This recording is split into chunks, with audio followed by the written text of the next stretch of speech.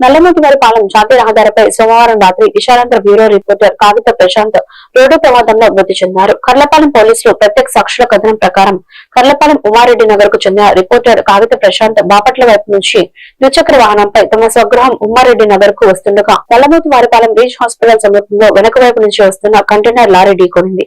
ఈ ప్రమాదంలో ప్రశాంత్ కు తీవ్ర గాయాలయ్యాయి. మెరుగైన వైద్యం కోసం గుంటూరుకు తరలిస్తుండగా మార్గ మధ్యంలో మృతి చెందారు. ప్రమాదంకు కారణమైన లారీని పోలీస్ స్టేషన్ కు తరలించారు. బాపట్ల ఏరియా వైద్యశాలలో పోస్టుమార్టం నిర్వహించి మృతదేహాన్ని బంధువులకు అప్పగించారు.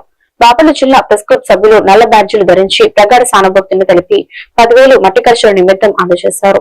ఈ మేరకు కేసు నమోదు చేసి దర్యాప్తు చేస్తున్నట్లు ఎస్ఐ రవీంద్ర తెలిపారు. తన కళాన్ని కదిలిస్తూ పత్రికా రంగంలో విశిష్ట సేవలు అందిస్తున్న విశాలాంధ్ర జిల్లా ప్రతినిధి ప్రశాంత్ రాజు మృతి తనను తీవ్ర దిగ్భ్రాంతికి గురి చేసిందని బాపట్ల శాసనసభ్యులు వేగిసిన నరేంద్ర వర్మరాజు సంతాపం ప్రకటించారు. ఒక మంచి భవిష్యత్తు ఉన్న ప్రశాంత్ రాజు రోడ్డు ప్రమాదంలో దుర్మరణం చెందడం బాధ కలిగించిందని చెప్పారు. కుటుంబ సభ్యులకు ప్రగాఢ సంతాపాన్ని తెలిపారు. ప్రశాంత్ రాజు కుటుంబానికి తెలుగుదేశం పార్టీ అండగా ఉంటుందని భరోసా ఇచ్చారు.